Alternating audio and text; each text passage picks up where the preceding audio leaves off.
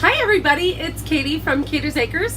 Welcome back into my polymer clay studio. We have some great questions for you today in our polymer clay Q&A with me. So let's get right to them.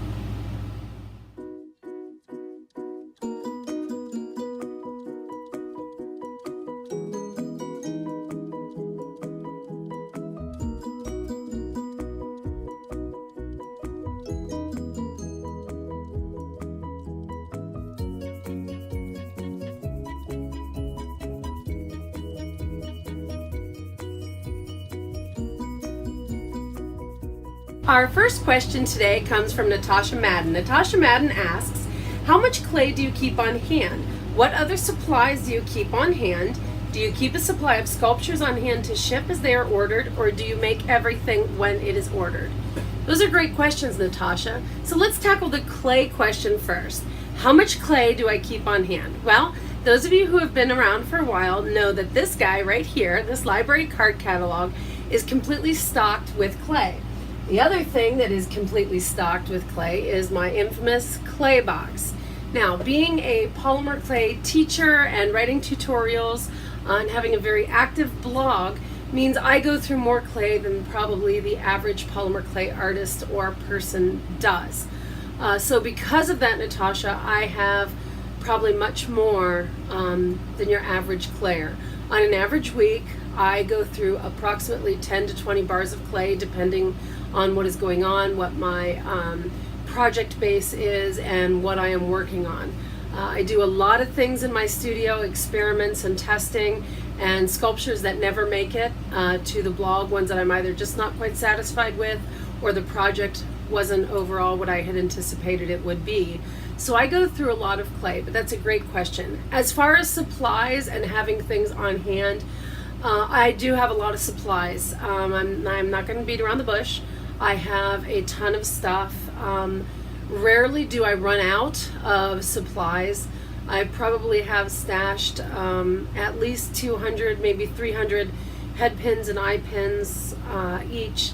Even though I don't make a lot of jewelry, I do. One of the things that I go through a lot of using for armatures and to hold portions tighter on my sculptures is toothpicks. So there are probably somewhere in the neighborhood of 1,000 toothpicks floating around the studio, still in boxes and still new. But I have a huge amount of supply here on hand. This is a fully functioning full-time studio. So it's pretty full, and it does have a lot of supplies. But to answer the last part of your question, do I make things as they're ordered, or do I make them, or do I sell them as they are made? I don't do custom orders anymore. So the pieces that you see me selling in my adoptables from my store, I'll leave the link in the down bar below, those are all pieces that are already made. Because of the amount of work and time and effort in running this studio so that others can learn polymer clay, I don't have the luxury of taking custom orders anymore. So anything that you see me say, hey, this is adoptable, it's done and it's ready to be made. The only exception to that rule is Parker. With the exception of the original Parker, they are made as ordered. So they do have a 7-day lead time on those because there are different ones and a lot of them are seasonal.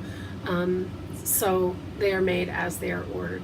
But that's a great question. Thank you so much, Natasha. Okay, the next question comes from Virginia Michelini. Hi, Virginia. I'll get to see you again this May, I hope. One of the things she asks is, how do you plan a creature and when to feature it? That's a great question. Here's my little secret. I don't plan my creatures. My creatures are just born. I have an idea. Ideas always are bouncing around my head, and if you know me, you know that I am very idea active and very idea centered. Ask my friend Ginger, she knows what that's all about. But the ideas are constantly bouncing around in my head. And so many times when you see a creature that I have featured, it's one of those things that it's a scratch it when it itches kind of a thing. I have made it because at one point I sat down in my studio and I couldn't get it out of my head, and I had an idea.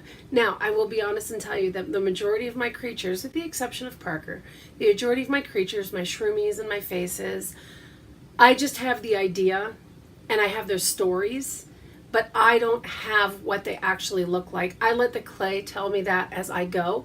It's more freeing that way. If I decide, a good example is Minor Shroom.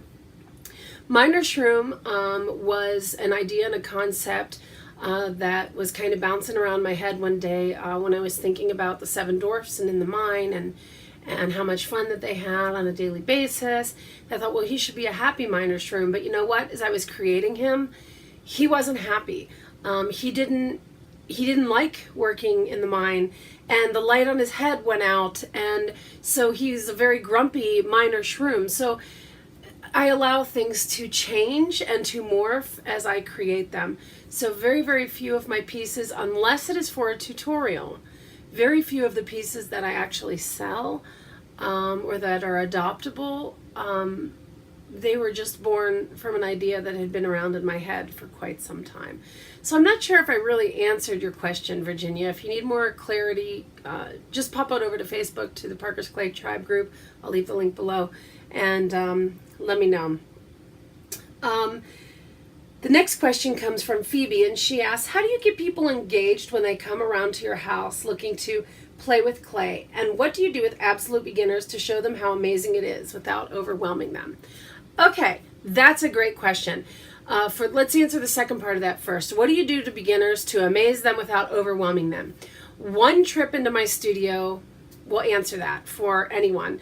And perhaps someday I'll take you on a full studio tour where you can kind of see more. But my walls are filled with the work that I have done. Behind my door, the pieces that are not for sale are the pieces that have been made specifically for tutorials.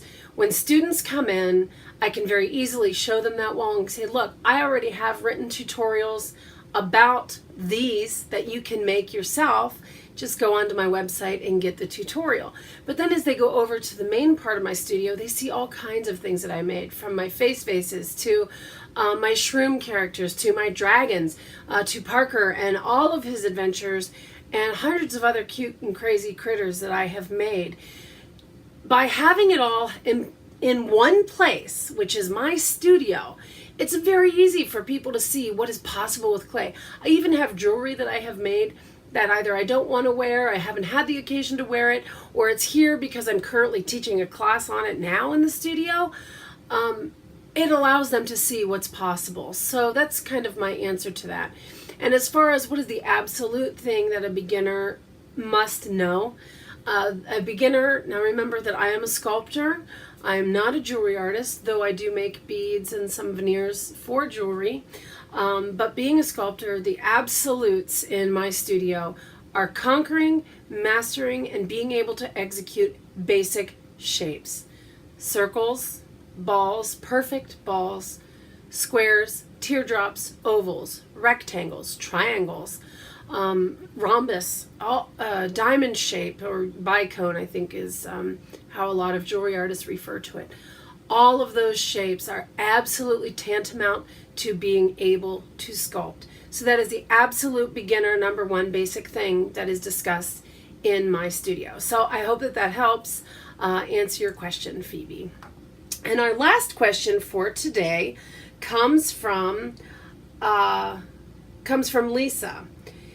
I make canes or laminated sheets to cut, but most of the time it's several days before I can get back to use them, and the clay starts crackling and splitting when I disturb it. Is there any tips? Should I warm them up? And if so, how would someone warm up a sheet of clay that is ready to be cut into designs? Okay, that's a really big question, and a very hard question. As far as canes, warming them up, you always leave a cane bigger than you intend to actually use, because you'll have to reduce it a little more to actually warm that cane up. You can't sit on it because it'll distort the shape. Some ladies, forgive me if you're sensitive, put them in their bra to warm them up, and you can do that, but again, you can change or alter the shape of that cane.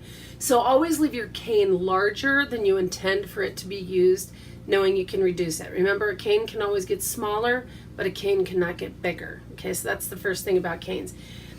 The sheets that she's talking about, she is referring to veneers and what to do with them. Here's my tip.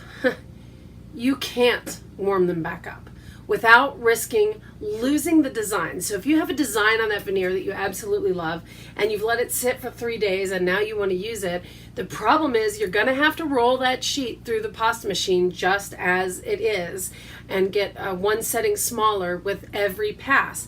But what's going to happen when you do that is you're going to lose the intricacy of the design. It will crack and split the design. My advice in making veneers: make the veneers, use the veneers.